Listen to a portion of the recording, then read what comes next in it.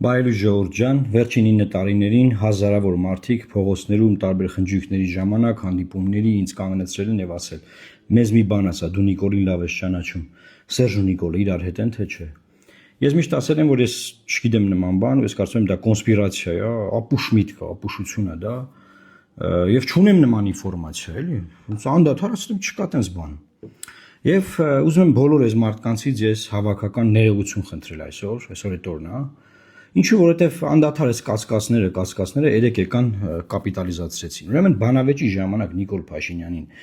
ամենաշատ նեղը գցած հարցը այն էր, որ ինքը երրորդ ժամկետ է գնում Սերժ Սարգսյանի նման, որին ինքն է դեմ եղել, ինքն է ձևակերպել դա, մենք էլ ենք իրար հետ դա եղել, իրար հետ ենք ձևակերպել, եւ Սերժ Սարգսյանը գնում է երրորդ ժամկետ եւ չի կարելի դա Լուկաշենկոացում է, դա ադրբեջանացում է, չի կարելի բան։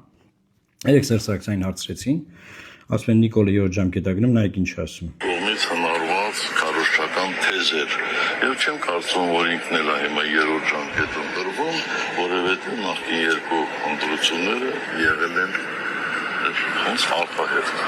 Այնպես որ երրորդ ժամկետի խնդիր չկա։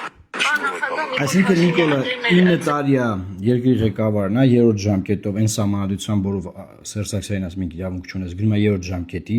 այդ հարցի հիմնավորումը ոչ մի ձևի չի կարողանում տա ինչ այն կարել, ու Սերժին ասում է մի հատ դու այդ դատերի ընթացքում մի հատ դատ անեմ, այդ հարցը մի հատ տենց այդ դզի, մի հատ սվաղի անցնենք գնանք։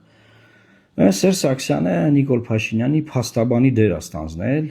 Սա խայտարակություն է, ինքը անգամ չի խղճում Արմեն Աշոտյանին, որ մենց մի բան տարկված է, եւ բնականաբար այս հարցը ոչ մեկ չի դնելու ԶԼՄ-ների մեջ, ԶԼՄ-ների ես հայտնի։ Դե ԶԼՄ-ների մեծ մասը ֆինանսավորվում են իր շրջանակների կողմից, եւ այդ հարցերը չեն դնելու, այս իր ասենց ընդդիմություն են խաղալու, բան անդադար, որ մի հատ 31 թվին Նիկոլը դառնա վարչապետ, հետո 36 թվին, մինչեւ ճիշտը չխոսանք, չբացահայտենք այս մարդկանց, մինչեւ Նիկոլի բանը իշխանությունը պահող դևերին չգլխատես, գլխավոր դևին չես կարա գլխատես։ Էսա պետքա բոլորը հասկանան։ Այս մարդիկ կործանել են Բագրատ Սրբազանի շարժումը։ Այս մարդիկ կործանել են նաև Սամվել Կարապետյանի շարժումը։